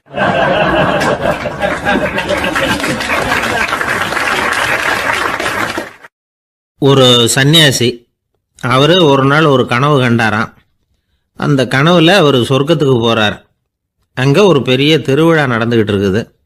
எங்க பார்த்தாலும் அலங்கார வளைவுகள், வண்ணமயமான விளக்குகள், பாதைகள் பூரா மலர்கள், எல்லா கட்டடங்களும் ஒளிமயம். அவ்வளவு கோலாகலமா பிரம்மாண்டமா அந்த திருவிழா நடந்துகிட்டு இருக்குது. அது என்ன திருவிழாங்கிறது இந்த சன்னியாசிக்கு புரியல. அங்க எதிரில் வந்துகிட்டு இருந்த ஒருத்தரை நிறுத்தி, என்ன விசேஷம் இங்க அப்படின்னு விசாரிச்சாராம். உனக்கு தெரியாத விஷயம், இன்னைக்கு இறைவனுக்கு பிறந்த நாள், அதைத்தான் எல்லாரும் சேர்ந்து கொண்டாடுறோம். இதுக்காக பிரம்மாண்டமான ஊர்வலம் ஒன்று வரப்போகுது, இறைவனே அந்த ஊர்வலத்தில் கலந்துக்கிறார் அப்படின்னார் அவர். உடனே அந்த சன்னியாசி ஒரு மரத்து நிழல்ல ஒதுங்கி நின்றுக்கிட்டார். ஊர்வலம் வந்துகிட்டு இருக்குது. முதல்ல ஒரு குதிரை வந்துகிட்டு இருக்கு, அது மேலே ஒருத்தர் உட்காந்துருக்கிறார். அவருக்கு பின்னாடி நிறைய பேர் கூட்டமாக வந்துகிட்டு இருக்கிறாங்க. இவ்வளவு கூட்டம் இவர் பின்னாடி வருதே, யார் இவர் அப்படின்னு கேட்டார். ஒரு மதத்தின் பெயரை சொல்லி, இவர் அந்த மதத்தின் தலைவர், அவரை பின்பற்றுகிற மக்கள் கூட்டம் பின்னாடி வந்துகிட்டு இருக்குது அப்படின்னு விவரம் சொல்லியிருக்கிறாங்க. இவங்களுக்கு அடுத்தபடியா இன்னொரு குதிரையில் ஒருத்தர் வந்துகிட்டு இருக்கிறார். அவருக்கு பின்னாடி ஏகப்பட்ட கூட்டம். இவர் யாருங்க அப்படின்னு கேட்டிருக்கார் சன்னியாசி. அங்கே இருக்கிறவங்க விவரம் சொல்லியிருக்கிறாங்க. இன்னொரு மதத்தின் பெயரை சொல்லி, இவர் அந்த மதத்தினுடைய தலைவர், அவர் வழியை பின்பற்றுகிறவர்கள் அவர் பின்னாடி கூட்டமாக வந்துகிட்டு இருக்கிறாங்க அப்படின்னு இருக்காங்க. இப்படி ஒவ்வொருத்தராக குதிரை மேலே வந்துக்கிட்டே இருக்கிறாங்க. அவங்கள பின்பற்றியும் ஒவ்வொரு கூட்டம் வந்துக்கிட்டே இருக்குது. அந்த பெரிய ஊர்வலம் அது பாட்டுக்கு போய்கிட்டு இருக்குது. கடைசியாக அது முடிஞ்சது ரொம்ப நேரம் கழித்து. அதுக்கப்புறம் கொஞ்சம் நேரம் கழித்து ஒரு வயசான ஆள் குதிரை மேலே வந்துக்கிட்டு இருக்கிறார். ஆனால் அவருக்கு பின்னாடி யாருமே இல்லை. அவர் பரிதாபமாக தனியாக வந்துக்கிட்டு இருக்கிறார். அவர் அந்த ஊர்வலத்தை சேர்ந்தவரா இல்லையாங்கிறதே தெரியல. இவர் யார், இவர் ஏன் இப்படி தனியாக வந்துக்கிட்டு இருக்கிறார் அப்படின்னு கேட்டிருக்கார் அந்த சன்னியாசி. என்னது இப்படி கேட்குறீங்க? இவர் தான் கடவுள். இவருக்காக தான் இன்றைக்கி இந்த ஊர்வலமே நடக்குது. இவருக்கு தான் இன்றைக்கி பிறந்த நாள். முன்னாடி போகிற ஊர்வலம் பூரா இவருடைய பிறந்த நாளை கொண்டாடுறதுக்காக தான் அப்படின்ட்டுருக்காங்க. இதை கேட்டதும் அந்த சன்னியாசிக்கு திடுக்குன்னு தூக்கி போட்டிருக்கு. இது வரைக்கும் கனவு கண்டுகிட்டு இருந்தவர் முடிச்சுக்கிட்டார். அதுக்கப்புறம் தான் யோசித்து பார்த்துருக்கார். உண்மைதான், மக்கள் எல்லாரும் வந்து பக்தி மார்க்கத்தில் போகிறதா நினச்சிக்கிட்டு பாதம் மாறி போய்கிட்டு இருக்கிறாங்க. கடவுளை பின்பற்றுவதாக நினைக்கிறாங்க பக்தர்கள். ஆனால் கடவுளுக்கு பின்னாடி யாருமே இல்லை. இன்னமும் இயல்பாக இதை பற்றி யோசித்து பார்த்தா உண்மைக்கு பின்னாடி தான் நான் போய்கிட்டு இருக்கேன் அப்படின்னு நிறைய பேர் சொல்கிறாங்க. ஆனால் அந்த உண்மை வந்து அனாதையாக போய்கிட்டு இருக்குது. அப்படி ஆயிட்டுது உலகம். இந்த காலத்துலேயும் ஒரு ஊர்வலம். ஒரு பெரிய மனுஷருக்கு பிறந்த நாள் விழா. அவர் குதிரை மேலே ஏறி முன்னாடி போய்கிட்டு இருக்கிறார். அவருக்கு பின்னாடி ஒரு 100 பேர் தொண்டர்கள் அவங்க பாட்டுக்கு போகிறாங்க. எல்லாம் பணம் கொடுத்து ஏற்பாடு பண்ணவங்க. எல்லாம் பணம் வாங்கிட்டு முன்னாடி போயிட்டு இருக்கிறாங்க. கொஞ்சம் தூரம் நடந்ததும் கால் வலிக்க ஆரம்பிச்சுட்டுது. ஒவ்வொருத்தரும் அப்படியே ஒதுங்க ஆரம்பிச்சிட்டாங்க. அதான் முன்னாடியே பணம் கிடைச்சிட்டுதே, இனிமேல் ஒதுங்கினா என்னன்னு ஒதுங்கிட்டாங்க. ஒரு கட்டத்தில் குதிரையில் போகிறவர் தற்செயலாக திரும்பி பார்க்குறாரு. பின்னாடி யாருமே இல்லை. எல்லாரும் ஓடி போயிட்டாங்க. ஒரே ஒரு ஆள் மட்டும் ரொம்ப விசுவாசமாக பின்னாடி நடந்து வந்துக்கிட்டு இருந்தான். ஏன்ப்பா நீ மட்டும் வந்துக்கிட்டு இருக்கிறியே, நீ வீட்டுக்கு போகலையான்னு கேட்டிருக்காரு அவர். நீங்கள் அந்த குதிரையையும் அதுக்குள்ள வாடகை பணத்தையும் கொடுத்துட்டீங்கன்னா நானும் போயிடுவேன் அப்படின்னு நானும் இந்த ஆள்.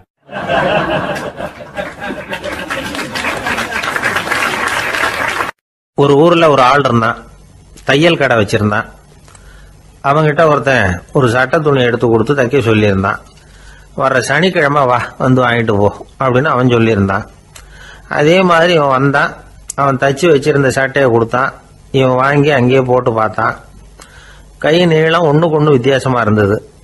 வலது கை இடது பக்கத்தை விட நீளம் குறைச்சலாக இருந்தது. அவன் முணுமுணுக்க ஆரம்பிச்சுட்டான். என்ன இது இப்படி தைச்சுட்டியேன்னு. இதுக்கு அவன் சொன்னான், ஐயையோ இதுக்காகவா சங்கடப்படுறீங்க, வலது கையை மட்டும் கொஞ்சம் உள்ள இழுத்தாப்புல வச்சுக்கிட்டீங்கன்னா சரியா போகுது. மற்றபடி அந்த சட்டையில் உள்ள கலை அம்சத்தை கவனிங்க, எவ்வளவு அற்புதமாக தைச்சிருக்கேன் பாருங்க. ஒரு சின்ன குறைய வந்து இப்படிலாம் பொருட்படுத்த வேண்டியதில்லை. நான் சொன்னது மாதிரி கையை கொஞ்சம் உள்ள இழுத்தது மாதிரி வச்சுக்கிட்டு நடந்து போங்க, ஜோராக இருக்கும் அப்படின்னா. அவனும் யோசிச்சு பார்த்தான். சரியான யோசனையாக தான் தோணுச்சு. கொஞ்சம் முயற்சி பண்ணி வலது கையை கொஞ்சம் உள்ள இழுத்து சட்டை சரியா இருக்கிறது மாதிரி பண்ணிக்கிட்டான். இப்போ மறுபடியும் ஒரு பிரச்சனை. வலது கையை உள்ள இழுத்த மாதிரி அப்படியே வச்சுக்கிட்டதும் முதுகு பக்கம் கொஞ்சம் துணி தளர்த்தியா தொங்குறது மாதிரி தெரிஞ்சது.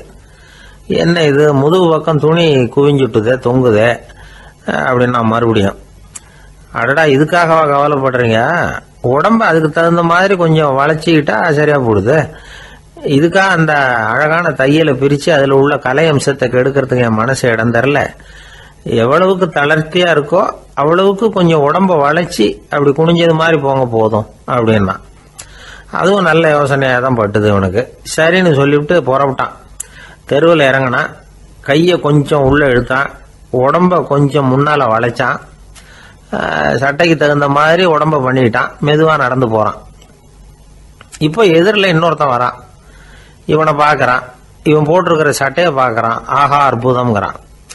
சும்மா சொல்லக்கூடாது, ரொம்ப நல்லா இருக்குது. நிச்சயமா இது வந்து இந்த ஊர் மேல தெருவில் இருக்கிற ஒருத்தன் இருக்கானே அவன் தைச்சதா தான் இருக்கணும் அப்படின்னா. இதை கேட்டதும் அவனுக்கு ஆச்சரியம். எப்படி அவ்வளவு கரெக்டாக கண்டுபிடிச்சிங்க அப்படின்னு கேட்டிருக்கான். இதுக்கு அந்த வழிபோக்கன்னு சொன்னானா, அவன் ரொம்ப கெட்டிக்காரன். உங்களை மாதிரி உடம்பும் கையும் வளைஞ்சு போன ஒரு ஆசாமிக்கு அவனை தவிர வேற யாராலேயும் இவ்வளவு பொருத்தமான ஒரு சட்டையை தைக்க முடியாது அப்படின்னானா. பாருங்க, அவனுக்காக இவன் அனுசரிக்க போய் இவனோட நிலைமை எப்படி ஆயிடுது பாருங்க. இதே மாதிரி தான் சில சடங்குகளும் சம்பிரதாயங்களும் நம்மளை வந்து கோமாளி ஆக்கி விட்டுரும். எதுவா இருந்தாலும் அதுல வந்து அறிவுபூர்வமான அணுகுமுறை அவசியம். ஒரு நர்ஸ் அவசரமா ஓடி வந்து டாக்டர் கிட்ட சொல்லிச்சான், டாக்டர் ஒரு தப்பு நடந்து போச்சு, 10ஆம் நம்பர் பெட்டில் இருக்கிற பேஷண்ட்டுக்கு காலில் ஆப்ரேஷன் பண்ணுறதுக்கு பதிலாக கையில் ஆப்ரேஷன் பண்ணி விட்டீங்க. கை ஆப்ரேஷன் பண்ணிக்க வேண்டிய ஆள் 7ஆம் நம்பர் பெட்டில் இருக்கார் அப்படின்னு தான். அதுக்கு ஒரு பதட்டப்படாமல் சொன்னாராம், பரவாயில்ல இவரை தூக்கி 7ஆம் நம்பர் பெட்டில் போட்டுரு அப்படின்னாராம்.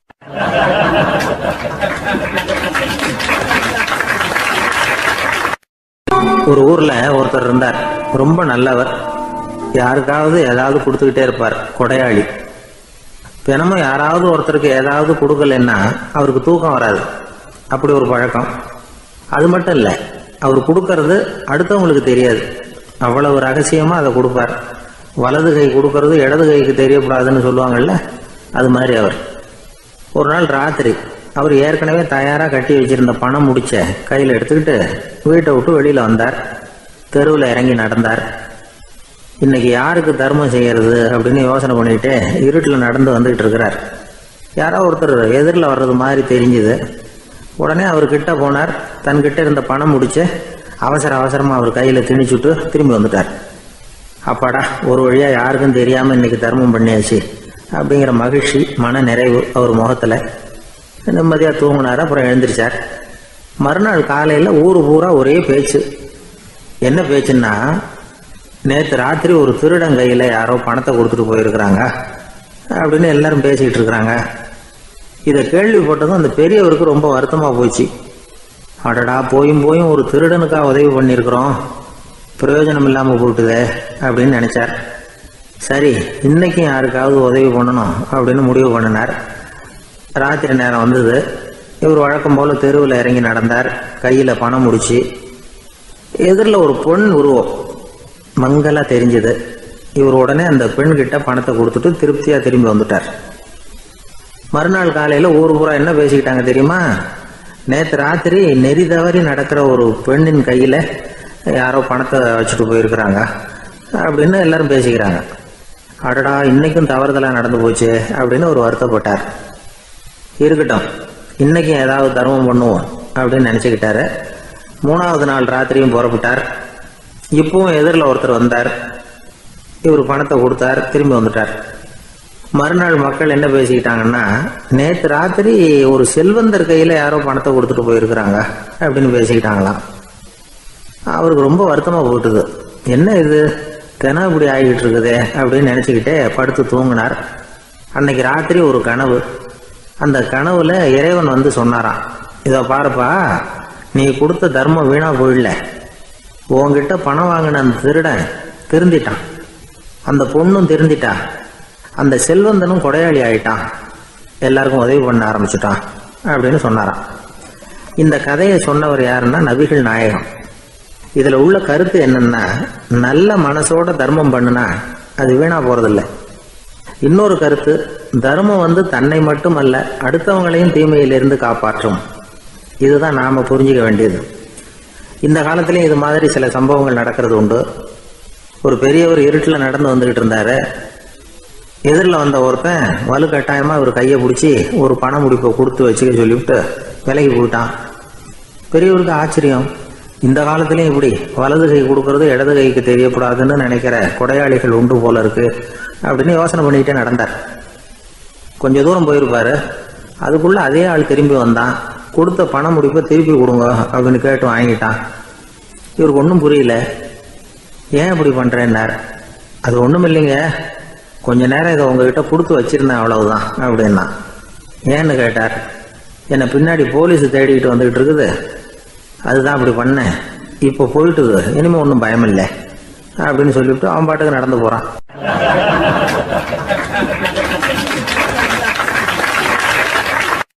தான் மட்டும் வாழ்ந்தா போதும் அப்படின்னு நினைக்கிறவங்க உண்டு. தானும் வாழணும், அடுத்தவங்களும் வாழணும் அப்படின்னு நினைக்கிறவங்களும் உண்டு. முதல்ல சொன்ன வகையை சேர்ந்த மனிதர்கள் எப்படி தெரியுமா? எப்படியாவது தான் மட்டும் வாழ்ந்தால் போதுங்கிற நினைப்பு தான் எப்பவும் அவங்களுக்கு இருக்கும். தங்களுடைய வளர்ச்சிக்கு எது தடையா இருந்தாலும் சரி, யார் தடையா இருந்தாலும் சரி, அதை அழிச்சுட்டு தான் மறுவேலை பார்ப்பாங்க. அவங்கெல்லாம் பாவ காரியங்களுக்கு தயங்குறதே இல்லை. அப்படிப்பட்ட வாழ்க்கை அவங்களுக்கே இடைஞ்சல அமைஞ்சு விடுறது உண்டு. அதை விளக்கறதுக்கு ஒரு கதையும் உண்டு. ஒரு ஊர்ல அப்படிப்பட்ட ஆள் ஒருத்தன் இருந்திருக்கான். நிறைய பாவங்களை செஞ்சவன். அதன் காரணமா நரகப்படுகொலியில விழுந்துட்டான். நரகப்படுகுழிங்கிறது ஒரு பெரிய கிணறு மாதிரி. ஏற்கனவே பாவம் செஞ்சவங்க நிறைய பேர் அதில் விழுந்து கிடக்குறாங்க. உள்ள ஏகப்பட்ட சத்தம், எல்லாம் அந்த பாவாத்மாக்கள் போடுற சத்தம். இப்போ விழுந்தானே இவனும் சத்தம் போட்டான். இவன் போடுற சத்தம் கொஞ்சம் அதிகமாக கேட்டுது. இந்த கிணத்துக்கு பக்கத்தில் புத்தர் உட்கார்ந்துருக்கிறார். அவர் காதில் இவன் போடுற சத்தம் விழுந்தது. உடனே அந்த கிணத்தடிக்கு போனார். குனிஞ்சு பார்த்தார். சாமி என்னை காப்பாத்துங்க அப்படின்னு கத்தனான் இவன். புத்தர் அவனை கொஞ்சம் கவனிச்சு பார்த்தார். மனித சமுதாயத்துக்கு அவன் என்னென்ன கெடுதல் பண்ணியிருக்கிறாங்கிற விவரம்லாம் அவர் மனக்கண்ணில் தெரிஞ்சது. அவருக்கு எல்லாம் புரிஞ்சு போச்சு. இருந்தாலும் அவனை காப்பாத்துறதுக்கு ஏதாவது வழி உண்டா அப்படின்னு யோசிச்சார். அவன் தன்னுடைய வாழ்நாளில் ஏதாவது நல்லது செஞ்சிருக்கானா அப்படின்னு பார்த்தார். ஒரே ஒரு சமயம் அவன் தன்னுடைய காலடியில மிதிபட இருந்த சிலந்தியை மிதிக்காமல் தாண்டி போயிருக்கிறான். இந்த ஒரு காரியத்துக்காக அவனை கரையேற்ற முடியுமா அப்படின்னு நினைச்சார். அவ்வளவுதான். உடனே அவர் கையில ஒரு சிலந்தி வந்து உட்கார்ந்துதான். அதுகிட்ட இருந்து நூல் இழை வெளிவர ஆரம்பிச்சது. அந்த நூல் இழை கிணற்று ஆழம் வரைக்கும் அப்படியே நீண்டுகிட்டே போச்சான். புத்தர் பார்த்தார். இந்த நூலை பிடிச்சிக்கிட்டு மேலே ஏறி வா அப்படின்னார். என்னங்க சொல்றீங்க, இந்த சிலந்தி நூல் என்ன தாங்குமான்னு கத்தினான். எல்லாம் தாங்கும், அதை பிடிச்சிக்கிட்டு ஏறி வா அப்படின்னார். சந்தேகத்தோடவே அவன் அந்த நூல் இழைய பிடிச்சி இழுத்து பார்த்தா ரொம்ப வலுவா இருந்தது. அவனுக்கு ஆச்சரியம். அதை பிடிச்சிக்கிட்டு மெதுவாக மேலே ஏறி வர ஆரம்பிச்சிட்டான். பாதி தூரம் ஏறி வந்திருப்பான். அப்போ அவன் காலுக்கு கீழே ஏதோ சத்தம். என்னன்னு குனிஞ்சு பார்க்கறான். கீழே கிடந்தவங்க சில பேரும் அந்த நூலை பிடிச்சி மேலே வந்துக்கிட்டு இருக்கிறாங்க. இவனுக்கு கோபம் வந்துட்டுது. தன்னுடைய இடுப்புல வச்சிருந்த கத்தியை எடுத்து தன்னுடைய காலுக்கு கீழே நூல் இழையை அப்படியே வெட்டி விட்டுட்டான். இனிமே நாம மட்டும்தான் மேலே ஏறி வந்துடணும் அப்படின்னு நினைச்சுக்கிட்டான்.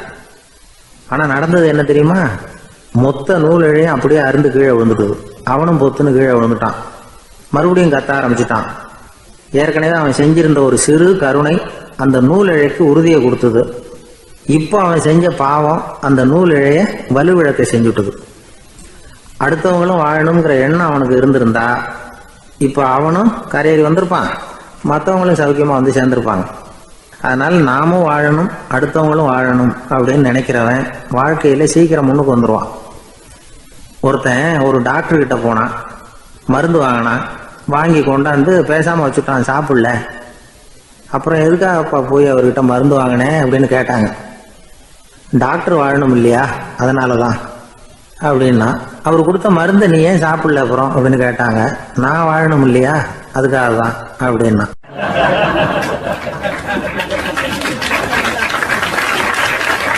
அவர் ஒரு பெரிய குடும்பத்துல பிறந்தவர். இருக்கிற சொத்துக்கள் எல்லாத்தையும் வாரி வழங்கி விட்டு காட்டுக்கு புறப்பட்டார் தவம் செய்யறதுக்காக. இருந்தது ஊராவும் கொடுத்துட்டார். இனிமே எதுவுமே இல்லை கொடுக்கறதுக்கு. அப்போ கடைசியா ஒருத்தன் வந்து கையை நீட்டினானா, ஐயா ஏதாவது கொடுங்கன்னு இருக்கான். அவர் பார்த்தார். கட்டியிருக்கிற வேட்டியை தவிர வேற எதுவுமே இல்லை. 8 முழம் பட்டு வேட்டி, ஜரிகை கரையோடு இருக்குது. கடைசியா அதை தான் எடுத்துக்கிட்டு அவர் புறப்பட்டு இருக்கார். அவர் பார்த்தார். எதிரில் அவன் பரிதாபமா நின்றுட்டு இருக்கிறான். அந்த 8 முழ வேட்டியை 2ஆ கிழிச்சார். 4 முழத்தை அவங்ககிட்ட கொடுத்தாரு. மீதி 4 முழத்தை தன்னுடைய இடுப்புல கட்டிட்டு அவர் காட்டுக்கு போயிட்டார். இவன் என்ன பண்ணான் தெரியுமா? கையில கிடைச்ச 4 முழத்தை எடுத்துக்கிட்டு கடை வீதிக்கு போனான். பழைய பட்டு வேட்டி ஜருகை இதையெல்லாம் விலைக்கு வாங்குற வணிகர் ஒருத்தர் இருக்கார். அவர்கிட்ட போனான். இதை விலைக்கு எடுத்துக்கிறீங்களா அப்படின்னு கேட்டிருக்கான். அவர் வாங்கி பார்த்துருக்கார். ஆஹா, இது ரொம்ப அருமையான வேட்டி, விலை உயர்ந்த ஜருகை, இது ஏது உனக்கு அப்படின்னு கேட்டாரான். அவன் நடந்தது சொல்லியிருக்கான். அப்படின்னா ஒன்று செய்ய, இந்த வேட்டியோட இன்னொரு பாதியையும் மெதுவாக வாங்கிட்டு வந்துரு, உனக்கு நிறைய பணம் தர்றேன் அப்படின்னாரான் அந்த வணிகர். இவன் கொஞ்சம் யோசனை பண்ணி பார்த்தான். கொஞ்சம் இருங்க, வந்து விடுறேன் அப்படின்னு சொல்லிவிட்டு நேராக காட்டுக்கு போனான். அவர் எங்கே இருக்காருன்னு தேடி கண்டுபிடிச்சான். அவர் ஒரு இடத்துல தவக்கோலத்தில் இருக்கிறார். கட்டியிருந்த இடவேட்டியும் அவர் அறியாமல் நழுவி கீழே விழுந்து கிடக்குது. இவனுக்கு ரொம்ப வசதியாக போச்சு. அவரை கேட்க வேண்டிய அவசியமே இல்லை. மெதுவாக சத்தம் போடாமல் அடி மேலே அடி வச்சு நெருங்கினான். அவர் கண்ணை மூடிக்கிட்டு அவர் பாட்டு நின்றுட்டு இருக்கிறார். இவன் மெதுவாக போய் கீழே கிடந்த அந்த துணியை எடுத்துக்கிட்டு சத்தம் போடாமல் திரும்பி நடந்தான். ஒரு 2-3 அடி எடுத்து வச்சிருப்பான். அப்படி ஓட ஆரம்பிக்கிற சமயத்தில் அவன் காலில் கீழே கிடந்த முள்ளு ஒன்று நறுக்குன்னு தச்சு விட்டுது. வலி தாங்க முடியாமல் அம்மான்னு கத்திருக்கான். இந்த சத்தத்தினால கண்ணை மூடி நின்றுகிட்டு இருந்த அவரோட தவம் கலைஞ்சது. மெல்ல கண்ணை திறந்து பார்க்கிறார். தன் இடையில இருந்த வேட்டி அவன் கையில் இருக்கு. இப்போ அவர் நினைக்கிறார், என்ன நினைக்கிறாருன்னா, இந்த வேட்டி மீது நான் வைத்த ஆசையல்லவா அவனை திருடனாக ஆக்கிவிட்டது அப்படின்னு நினைச்சாராம். இந்த வேட்டி மேல நாம வச்ச ஆசை அவனை திருடும்படி ஆக்கிவிட்டதே அப்படின்னு நினைச்சாராம். இது எப்பேற்பட்ட மனநிலை அப்படிங்கிறத கொஞ்சம் யோசனை பண்ணி பாருங்க. தான் ஒரு பொருள் மேல வச்ச பற்று இன்னொரு மனிதன் திருடனாக ஆகிறதுக்கு காரணம் ஆயிட்டுதேன்னு நினைக்கிறார். அப்படி நினைச்ச அந்த பெரியவர் யார் தெரியுமா? அவர் தான் மகாவீரர். இழந்துட்டேங்கிறிய, நீ என்னத்தை கொண்டுகிட்டு வந்த எங்க இழந்துடுறதுக்கு? நீ என்னத்தை உண்டாக்குன இது அழிஞ்சுட்டுதுன்னு சொல்றதுக்கு? இதுதான் அவருடைய சிந்தனை. இன்றைக்கு நம்ம சிந்தனையெல்லாம் வேற மாதிரி இருக்குது. ஒருத்தன் நடுத்தருவில் உட்காந்து அழுதுகிட்டு இருந்தான்.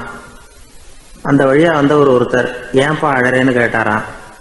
5 ரூபா சார், இந்த இடத்துல விழுந்துட்டுது, ரொம்ப நேரமா தேடுறேன், கிடைக்காது போல இருக்கு அப்படின்னு சொல்லிவிட்டு அழறான். எப்போ தொலைஞ்சதுன்னு கேட்டாராம் அவரு. அது எனக்கு தெரியாது சார், பணத்தை தொலைச்சவன் தேடி பார்த்துட்டு போயிட்டான், நான் அவனுக்கு பின்னாடி தேட வந்தவன் அப்படின்னு நானா இவன்.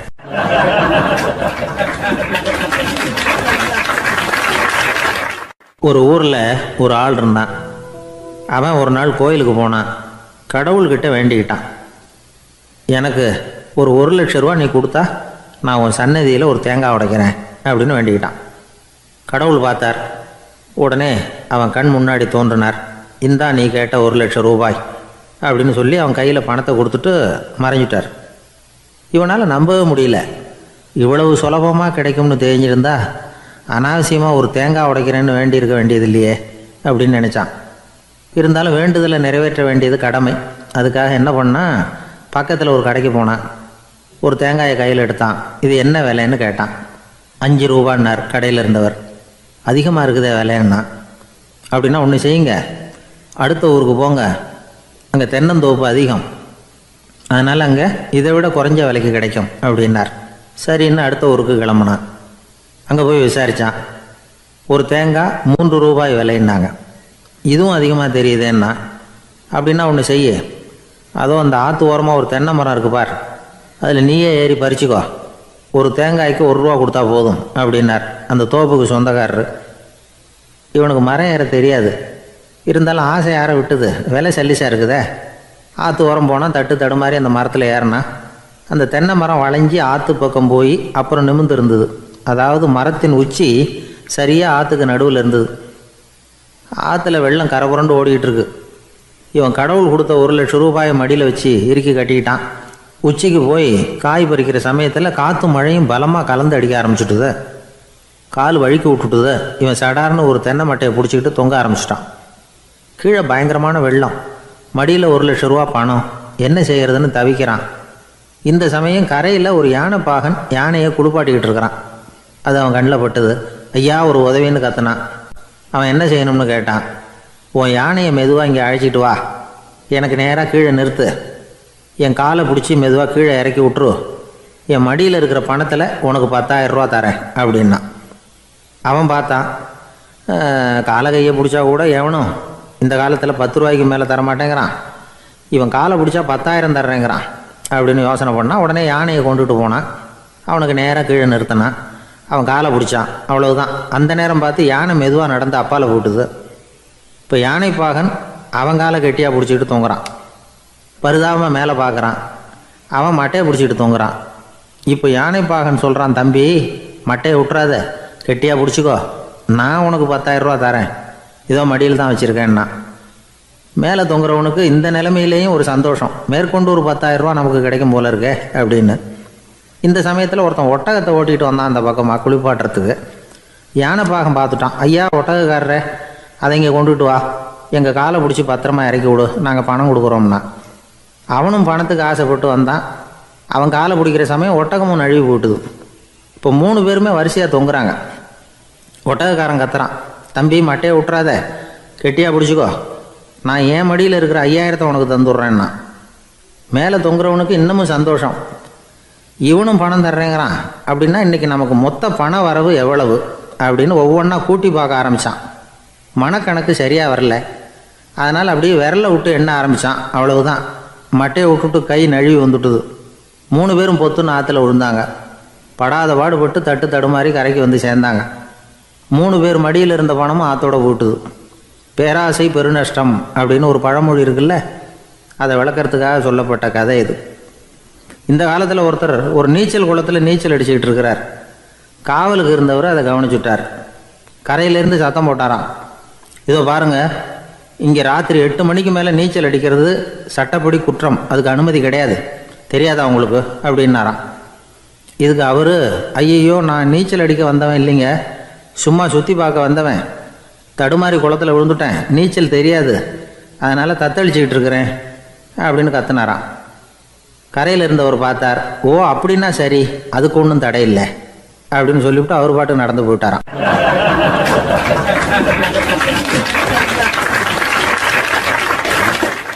நம்மள மாதிரி ஒரு ஆசாமி அவன் நம்மள மாதிரியே கற்பனை பண்ணான். அதாவது நாம தான் இந்த உலகத்துல ரொம்பவும் கஷ்டப்படுறோம், மற்றவங்க எல்லாம் சந்தோஷமா இருக்கிறாங்க அப்படின்னு அவன் நினைச்சுக்கிட்டான். அவன் ஒரு நாள் கடவுளை வேண்டிக்கிட்டானா, சுவாமி, இந்த உலகத்துல எவ்வளவோ பேர் இருக்கிறாங்க, ஒவ்வொருத்தருக்கும் ஒவ்வொரு விதமான கஷ்டம் இருக்கலாம், ஒத்துக்கிறேன், இருந்தாலும் எனக்கு அது கொஞ்சம் அதிகமா இருக்கிறது மாதிரி தெரியுது, அதனால நீங்க எனக்காக ஒரு சின்ன உதவி செஞ்சா போதும். அது வேற ஒண்ணும் இல்லை, என்கிட்ட இருக்கிற துயரங்களை இன்னொருத்தர் யாருகிட்டயாவது கொடுத்துருங்க, அவர்கிட்ட இருக்கிற துயரங்களை என்கிட்ட மாத்தி கொடுத்துருங்க, ஒரு மியூச்சுவல் டிரான்ஸ்பர், அவ்வளவுதான், அப்படி பண்ணிவிட்டா போதும் அப்படின்னு வேண்டிக்கிட்டானான். அன்னைக்கு ராத்திரியே அவன் ஒரு கனவு கண்டிருக்கான். வானத்திலிருந்து ஒரு குரல் கேட்டிருக்கு. அது என்ன சொல்லிச்சு தெரியுமா? ஏ ஜனங்களே, எல்லாரும் அவங்க கஷ்டங்களை ஒரு பையில போட்டு எடுத்துக்குங்க, அப்படி எடுத்துக்கிட்டு நேரா இந்த ஊர் எல்லையில இருக்கிற கோயிலுக்கு வந்து சேருங்க அப்படின்னு அந்த குரல். ஆஹா, கடவுள் நம்ம பிரார்த்தனைக்கு செவி சாய்ச்சுட்டார் அப்படின்னு சந்தோஷப்பட்டான் இவன். உடனே என்ன பண்ணா, தன்கிட்ட இருந்த கஷ்டத்தையெல்லாம் ஒரு சாக்கு பையில போட்டு எடுத்துக்கிட்டான்.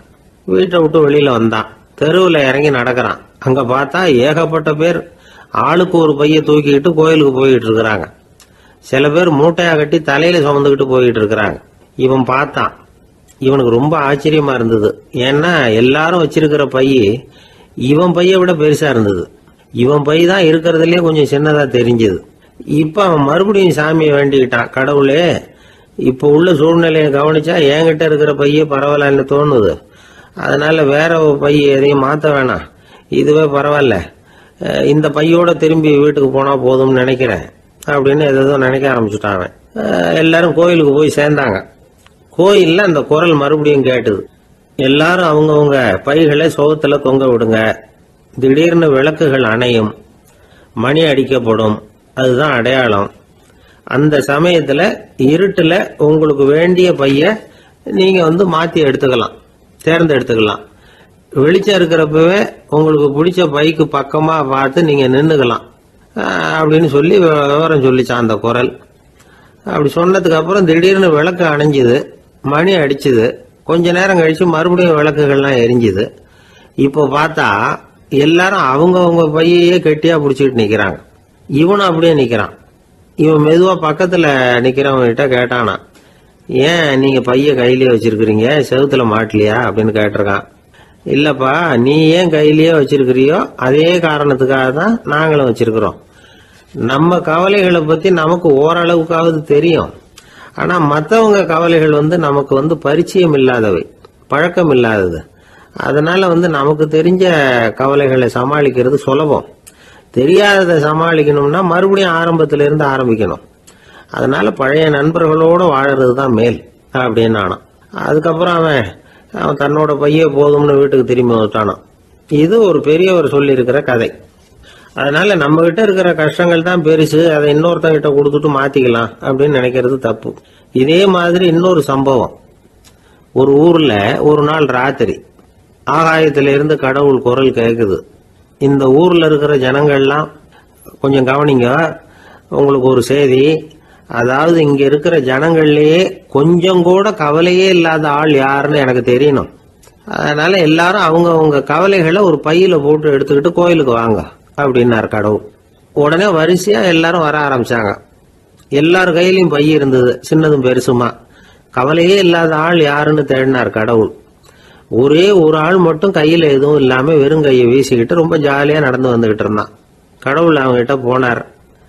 ஏன்ப்பா உனக்கு கவலையே இல்லையா அப்படின்னு கேட்டார். எனக்கும் சில கவலைகள்லாம் உண்டு அப்படின்னு அவன். எங்க அதெல்லாம்னு கேட்டிருக்காரு கடவுள். பின்னாடி லாரியில வந்துகிட்டு இருக்கு அப்படின்னு அவன்.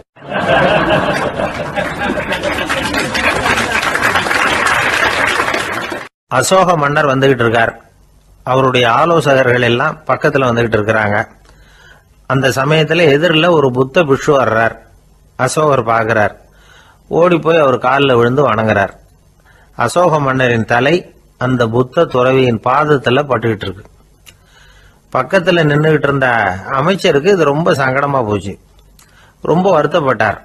நம்ம அசோக சக்கரவர்த்தி எப்பேற்பட்டவர், அவரோட தலை ஒரு சன்னியாசியின் பாதத்துல படுறதா அப்படின்னு நினைச்சு ரொம்ப கவலைப்பட்டார். அரண்மனைக்கு திரும்பினதும் அமைச்சர் மெதுவா ஆரம்பிச்சார். அரசே, எனக்கு ரொம்ப வருத்தமா இருக்குது அப்படின்னார். எதுக்குன்னார் மன்னர். அசோக சக்கரவர்த்தியின் தலை, அதாவது அந்த சிரம், ரொம்ப மதிப்புமிக்க ஒன்று. அது ஒரு சன்னியாசியின் காலில் படலாமா அப்படின்னார். அசோகர் பதில் சொல்லல, சிரிச்சார், போயிட்டார்.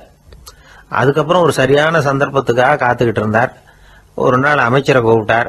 எனக்கு 3 தலைகள் வேணும் அப்படின்னார். சொல்லுங்க, கொண்டுகிட்டு வரேன் அப்படின்னார் அமைச்சர்.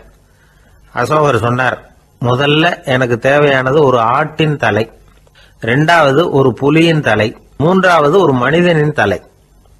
இதுதான் அசோகர் கேட்டது. எங்க இருந்தாலும் கொண்டு வாங்கன்னார். அமைச்சர் புறப்பட்டார். ஆட்டுத்தலை, புலித்தலை கிடைச்சிட்டுது. அப்புறமா ஒரு சுடுகாட்டுக்கு போய் ஒரு மனித தலையும் சேகரம் பண்ணிட்டு ராஜா கிட்ட வந்துட்டார். அரசே, உங்கள் ஆணைப்படி 3 தலைகளையும் கொண்டு வந்திருக்கிறேன்னார். அசோகர் பார்த்தார். ரொம்ப நல்லது, இப்ப இது 3ஐயும் எடுத்துக்கிட்டு போய் சந்தையில வித்துட்டு வாங்க அப்படின்னார். அமைச்சர் அதுகளை எடுத்துக்கிட்டு சந்தைக்கு போனார். முதல்ல ஆட்டுத்தலை நல்ல விலைக்கு வித்து போச்சு. நல்ல விலை கொடுத்து வாங்கிட்டு போட்டாங்க. அடுத்தபடியா புலி தலைய ஒருத்தர் வாங்கிட்டார். அதை பாடம் பண்ணி வீட்டில் மாட்டி வைக்கலாமே அப்படின்னு நினைச்சு அதையும் வாங்கிட்டு போட்டார். மனித தலையை மட்டும் வாங்கறதுக்கு யாரும் முன் வரல. எல்லாரும் அதை பார்த்துட்டு விலைக்கு போக ஆரம்பிச்சாங்க. அமைச்சர் திரும்பி வந்தார். அரசே, இந்த தலையை மட்டும் யாரும் வாங்க மாட்டேங்கிறாங்க அப்படின்னார். சரி, பரவாயில்ல, இதை இலவசமாவே எனாமாவே யாருக்கிட்டையாவது கொடுத்துட்டு வந்துருங்க அப்படின்னார். அமைச்சர் மறுபடியும் சந்தைக்கு போனார். இதை இலவசமா தரேன், இதை வாங்கிக்கோங்க அப்படின்னார். அப்பவும் அதை யாரும் வாங்கிக்கிறதுக்கு தயாரா இல்லை. மறுபடியும் திரும்பி மன்னர்கிட்ட விவரத்தை சொன்னார். இப்போ மன்னர் சொல்றார், அமைச்சரே, உயிர் இருக்கிற வரைக்கும் தான் இந்த தலைக்கு மதிப்பு. ஜீவன் போனதுக்கு அப்புறம் அதோட மதிப்பும் போயிடுது. அதனால மதிப்பு இருக்கும் பொழுதே பெரியவர்கள் பாதம் பணிந்து அந்த புனிதத்தை பெற்றுக்கொள்ளணும் அப்படின்னார். பணிவுங்கிறது வேற, அடிமைத்தனம்ங்கிறது வேற. பெரியவர்களை பணிவது நமக்கு பெருமை தரக்கூடிய விஷயம். இதை மனசுல வச்சுக்கிட்டு எப்போ காலில் விழணும், எப்போ காலில் விழக்கூடாது அப்படிங்கிறத முடிவு பண்ணிக்கணும். ஒரு சாதாரண ஆள் நடந்து வந்துகிட்டு இருந்தார். எதிரில் வந்த ஒரு பெரிய மனுஷன் ஓடி போய் அவர் காலில் விழுந்து தன்னுடைய தலையை அவர் பாதத்தில் கொண்டு போய் வச்சார். கொஞ்ச நேரம் கழிச்சு எழுந்திரிச்சு வந்துட்டார். வந்த பிறகு இவரை கேட்டேன், ஏன் திடீர்னு ஓடி போய் அந்த ஆளு காலில் விழுந்தீங்க அப்படின்னு. அவர் போட்டிருக்கிறது என்னோட காணாம போன செருப்பான்னு கண்டுபிடிக்கிறதுக்காக அப்படி விழுந்தேன் அப்படின்னார்.